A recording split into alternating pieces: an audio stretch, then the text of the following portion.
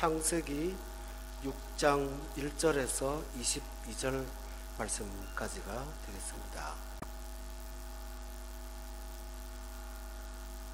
오늘 나오는 사람은 노아입니다.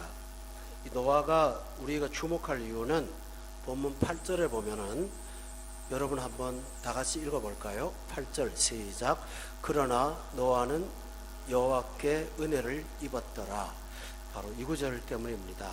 노아는 은혜를 입은 사람이었거든요. 다른 사람하고 구별된 것이 은혜라는 것입니다. 우리 예수 믿는 사람한테 아주 중요한, 필요한 것이 하나 있습니다. 그것은 경제적으로도 필요한 게 있고, 또 건강도 필요하고, 또 여러 가지로 필요한 건 많지만, 우리 믿는 자에게 무엇보다도 중요한 게 하나 있다면 그것은 은혜를 유지하는 것입니다.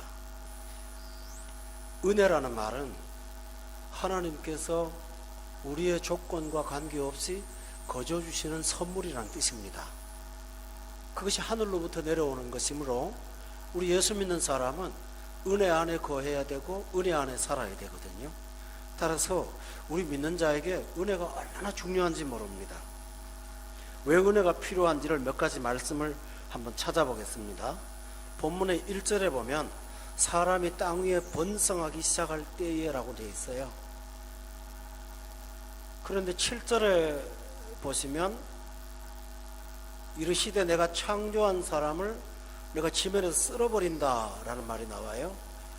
1절에서는 번성이 나오는데 7절은 하나님께서 이 번성을 심판하시겠다고 말씀하셨어요. 여기서 우리가 발견하는 사실은 우리 믿는 자가 약할 때만이 은혜가 필요한 것이 아니라 번성하고 잘 될 때 더욱더 은혜가 필요해요. 은혜가 없으면 번성해서 얻은 것들이 하나님의 징계로 다 없어져요. 그러나 은혜가 있으면 사람들이 무너지고 다른 것들이 망가질 때 우리의 삶은 보존된다는 사실입니다. 따라서 여러분은 약할 때보다 강할 때 더욱더 은혜가 넘치기를 바랍니다. 두 번째로는 본문 2절에 보면 하나님의 아들들이 나옵니다. 그런데 3절에 보면 하나님께서 그들을 평가하기를, 끝에 보니까 그들이 육신이 되었다라는 구절이 나옵니다. 하나님의 사람은 영으로 사는 사람입니다. 육신을 따라 사는 사람이 아닌데 여기 본문은 하나님의 아들들이 육신이 되어서 살았다고만 했습니다. 이것은 무엇을 가리키냐면 이 시대가 세상 사람이 부패한 것보다는 하나님의 백성들이 부패한 시대였다라는 것입니다. 세상 사람이 부패한 것은 이 세상 끝날까지 변치 않을 사실입니다. 그러니까 종말이 있습니다. 그런데 믿는 자들은 때로는 부흥하고 때로는 경건한데 이 시대에는 하나님의 아들들이, 하나님의 자녀들이 부패해서 그것이 심판의 요인이 되었던 시대였습니다. 세상이 악해서 심판하는 것이 아니라 하나님의 백성이 악해서 심판할 때가 바로 그 땅이었다라고 하는 것입니다. 여러분, 예수 믿는 사람 중에 소수의 몇몇 사람이 부패하면 그것을 부패로 압니다. 그런데 모든 사람들이 부패하면 그것은 부패가 아니라 하나의 관습과 문화로 이해하는 경향이 있습니다. 죄를 죄로 여기지 않게 되는 것이죠. 이러한 시대에는 경건하게 살려면 무엇이 악이고 무엇이 경건인지에 대한 분별력이 매우 필요합니다. 모든 사람이 가는 길을 따라가면 분별력이 상실되므로 여러분과 저는 성경 말씀을 분명히 알아서 이것은 옳지 않은 것이고 이것은 하나님이 기뻐하는 것이라는 사실을 구별할 수 있는 눈을 떠야만 되는 시대입니다. 또 구별만 하는 것이 아니라 그렇게 살기 위해서, 하나님이 기뻐하는 생을 살기 위해서 믿음과 용기가 필요한 시대입니다. 왜냐하면 세상의 모든 사람이 그렇게 살지 않는데 홀로 그렇게 산다는 것이 결코 쉽지 않기 때문입니다. 따라서 이렇게 부패한 시대에는 우리가 하나님의 사람으로 살기 위해서 은혜가 필요합니다. 은혜 없이는 하나님의 사람으로 경건을 유지할 수가 없습니다. 저는 2주간 동안 휴가를 보내고 돌아왔습니다. 근데 꼭 해마다 반복되는 일이 하나 있어요. 한 열흘 정도 지나면 제 영성이 식는 것 같은 느낌이 들어요. 위기가 느껴져요. 너무 오래 있어서는 안 되겠다라는 생각을 하게 되지. 2주째 동네 교회를 출석했습니다. 아무도 제가 목사라는 걸 모르고 저도 말할 필요도 없고 또 그 교회는 그러한 사람들이 많이 오는 것 같습니다. 첫 번째 주는 예배를 드리고 돌아왔는데 두 번째 주는 그렇게 드린 예배가 편했다는 생각이 들으면서 위기를 느꼈습니다. 은혜가 없이는 목사도 경건을 유지할 수 없다는 것을 저는 발견하고 온 것입니다. 여러분, 하나님의 아들들이 부패할 때 우리 두바이 사랑의 교회는 우리 집사님 기도하신 대로 특별하게 하나님 앞에 사랑받는, 인정받는 그런 성도가 되시기 위해서 은혜 충만하시기를 바랍니다. 세 번째입니다. 본문의 4절에 보면 하나님의 아들들이 자식을 낳았습니다. 하나님의 아들들이 사람의 딸들에게 들어와 자식을 낳았다라고 구절되어 있습니다. 그런데 그들은 용사였습니다. 고대 명성 있는 사람들이었습니다. 예수 잘 믿고 신앙생활 잘하고 하나님을 기쁘시게 해드리면 성경 말씀에 자녀에게 복 주신다고 되어 있어요. 출애굽기에 보면 십계명을 설명하면서 네가 명령에 순종하면 천대까지 복을 받는다고 되어 있어요.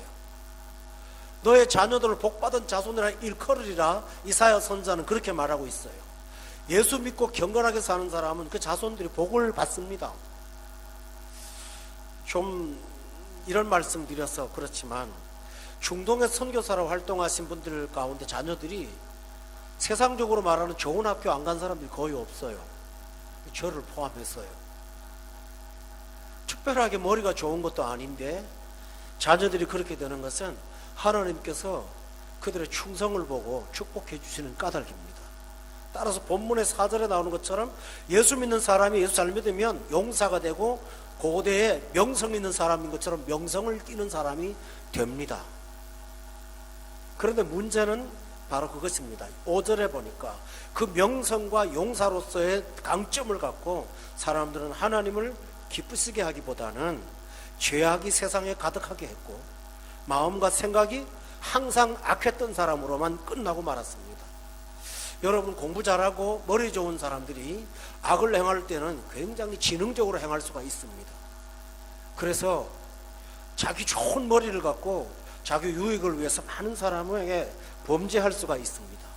여러분, 우리가 하나님의 복으로 자녀들이 잘 될 때 더욱더 은혜가 있기를 원합니다. 은혜가 있어야만 우리가 갖고 있는 좋은 점들이 하나님께 쓰임받는 좋은 도구가 될 수가 있기 때문입니다. 머리가 좋습니다. 지혜롭습니다. 탁월한 은사가 있습니다. 그런데 거기에 은혜가 있으면 다니엘처럼 10배나 총명하고 이상과 몽조를 깨달아 아는 하나님의 사람이 될 수가 있습니다. 여러분의 자녀들이 세상의 지식만이 좋은 것이 아니라 하나님 앞에 탁월한 지혜의 사람이 되기를 예수 이름으로 축원합니다. 은혜가 필요합니다. 은혜란 그럼 뭘까요? 본문 6절에 보면 참 귀한 말씀 하나 있습니다. 8절에 보면 지금까지 1절부터 7절까지 나오는 내용은 굉장히 어둡고 부정적입니다. 하나님이 7절 끝에 보니까 한탄을 하셨잖아요. 세상에 다 둘러보면서 하나님이 오늘 본문에 보니까 5절에 세상에 가득한 것을 봤어요. 온 세상이 전부 다 악으로 가득한데 본문 8절에 보니까 그럴 때 다른 사람이 하나 있더라는 거예요. 은혜는 바로 그런 아이입니다. 온 세상이 다 똑같은데 은혜 받은 사람은 그러나 너는 달라. 온 세상이 다 어두운데 그러나 너는 빛이야. 온 세상에 다 영적으로 둔감한데 그러나 너는 살아있어. 바로 그러나의 은혜인 것처럼 하나님께서 둘러볼 때 밤하늘에 캄캄한 밤하늘에 빛나는 별 하나를 보는 것처럼 여러분이 반짝반짝 빛나는 사람으로 보일 때 이것이 바로 은혜입니다.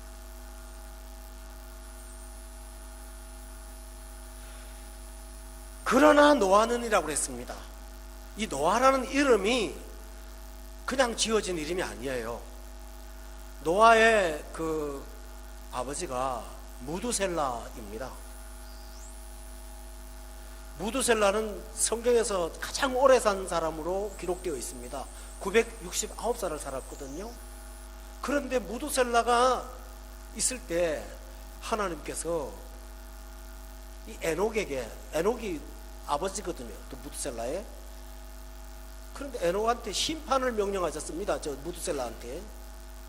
그래서 무두셀라가 심판을 명령받았는데 무두셀라가 자식을 낳았는데 노아를 낳았어요. 이름을 노아라고 지어요. 왠지 아세요? 본문 5장 29절에 보면 여기 귀한 말씀이 하나 있어요. 창세기 5장 29절에 보면 이름을 노아라 하여 이르되 여호와께서 땅을 저주하심으로 수고롭게 일하는 우리를 이 아들이 아니하리라 하였더라 라고 되어 있어요. 노아가 하나님의 사람들에게 위로가 된다라는 거예요. 은혜란 뭘까요?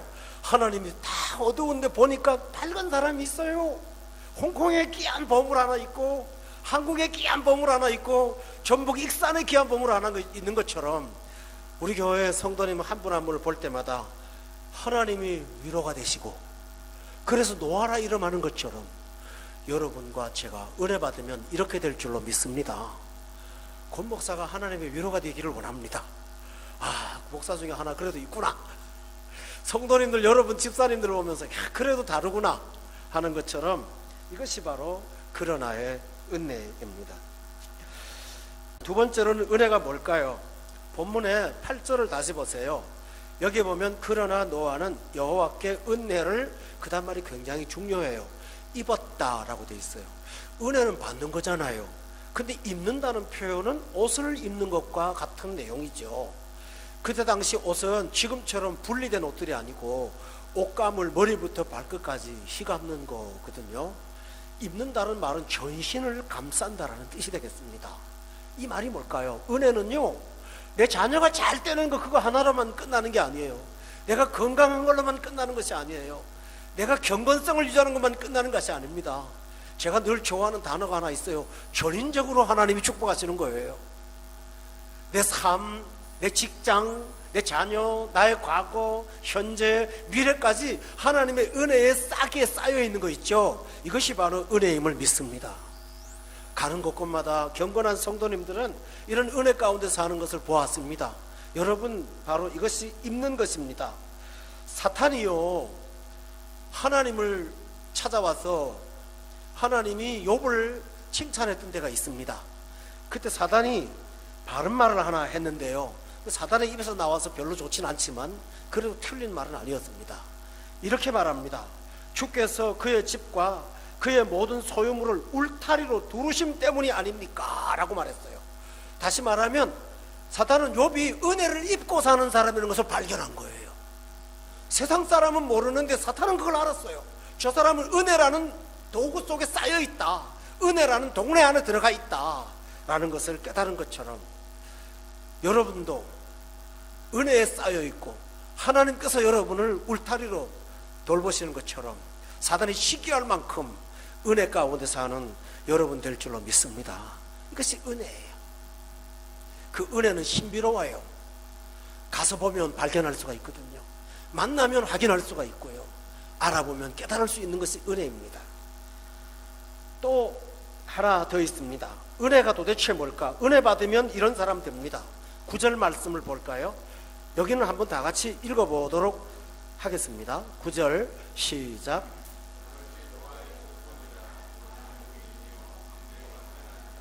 그는 하나님과 동행하였으며 라고 되어 있습니다. 은혜 받는 사람의 증거가 있습니다. 그 사람은 하나님하고 동행하는 사람입니다. 은혜를 입고 사는 것은 우리가 외적으로나 내적으로나 다 경험하는 건데, 하나님과 동행하는 것도 우리가 주변에서 함께 나눌 수 있고 볼 수가 있습니다. 성경에 보면 아모스서에 두 사람이 한 마음이 되지 않고 어떻게 길을 걸어갈 수가 있겠습니까? 라고 되어 있는데, 우리가 하나님과 뜻을 맞추어서 은혜로 동행하는 것, 이것이 바로 은혜 받은 증거입니다. 노아의 삶은 은혜로 하나님과 동행했습니다. 근데 굉장히 중요한 게 하나 있어요. 한순간만 동행하지 않고요, 그럼 평생을 하나님과 함께 동행했습니다. 하나님의 뜻대로. 어떤 성도님들은 환경이나 말씀을 통해서 하나님이 우리를 어디로 인도하시는가, 그걸 면밀히 관찰하고 거기에 관심을 갖고 집중을 해요. 그래서 하나님이 신호를 보낸다고 하는 것을 느끼는 순간 주저없이 따라가면서 순종하는 것을 보는데, 항상 그 결과는 아름답고 귀한 거였거든요. 여러분이 하나님의 사람으로 은혜 받은 증거는 우리의 마음을 독자적으로 따르지 않고 하나님의 뜻을 쫓아서 하루하루 동행하여 살아가는 것입니다. 여러분이 은혜 받아서 그렇게 하나님과 동행하며 살아가시기를 예수 이름으로 축원합니다. 이런 사람은 평생을 일하는데 가장 가치 있는 일을 하고 삽니다. 여러분, 노아가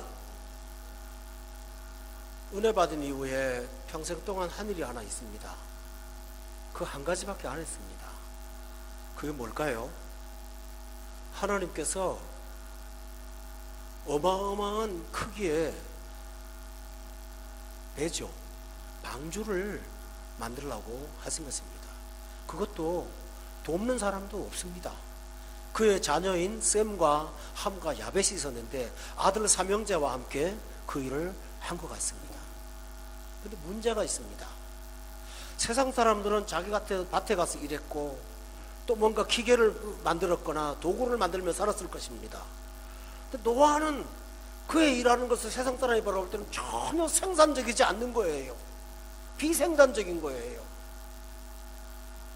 노아가 하는 일은 도대체 이유를 알 수가 없는 거예요. 그러나 결론은 뭐였어요? 노아 시대의 사람들이 먹고 마시고 시집가고 장가들었지만은 그들의 일상이 하나님 없는 일상이었기 때문에 심판과 함께 그 모든 일과 성과는 사라지고 말았어요. 그러나 세상 사람들이 100년 동안 정말 의미 없는 일을 하는 것처럼 조롱하고 이해할 수 없는 것처럼 쳐다보았던 노아의 100년 동안의 업적은 살아서 자기 가족을 구원하고 나중에는 새로운 세상을 만드는 기초를 만들었어요. 사랑하는 성도 여러분, 우리가 은혜로 사는 사람들은요, 세상 사람들처럼 영악하지는 않아요. 왜냐하면 은혜를 쫓아 살기 때문에, 하나님을 동행하기 때문에. 그런데 신기한 것은 예수 없이 사는 삶에 최선을 다한 삶은 열심히 살았는데 손을 잡으면 잡은 게 없어요. 그런데 하나님의 은혜를 따라 하나님 법을 따라 사는 사람은 의미 없는 일 같은데 하고 나면 그것이 구원이 되는 일이에요. 가치 있는 일이에요. 자신만 사는 것이 아니라 나중에 세상을 다 멸망하신 하나님께서 새로운 세상을 만드는 기초 재료들을 노아의 배에 실어서 결국은 새 세상을 만드는데 노아를 하나님이 쓰신 것입니다. 오늘 우리가 이 바쁜 시간에 주일을 구별하여 하나님 앞에 오셨습니다. 휴가 간 성도님들 빼고는 다 오셨잖아요. 여러분 직장이 안 바쁘겠어요? 하는 일이 없겠어요? 얼마나 많은 일들이 기다리고 있습니까? 믿지 않는 여러분의 동료들이 바라볼 때는 여러분은 노아의 방주를 짓는 사람처럼 보일 거예요. 그러나 결국은 우리가 하는 일이 남는다는 사실을 믿으시기를 바랍니다. 그것이 구원이거든요. 오늘 그 중요한 일들을 뒤로하고 먼 길을 달려와서 이 자리에 앉아서 하나님 앞에 대면했습니다. 그리고 돌아갑니다. 그런데 내 영혼이 새 힘을 얻습니다. 그리고 하나님이 보여주신 은혜가 새롭게 나를 기다리고 있습니다. 그리고 내가 했던 일이 결코 헛되지 않습니다. 그래서 성경은 이렇게 말합니다. 예수 안에서 한 일은 헛된 일이 없다고 말씀하고 있습니다. 사랑하는 교회 여러분, 이렇게 살아서 평상시에 은혜가 있게 하시고 그 은혜로 여러분은 구원을 이루고 그리고 마침내 온 세상에도 유익을 끼치는 저와 여러분 되시기를 예수 이름으로 축원합니다. 기도하겠습니다.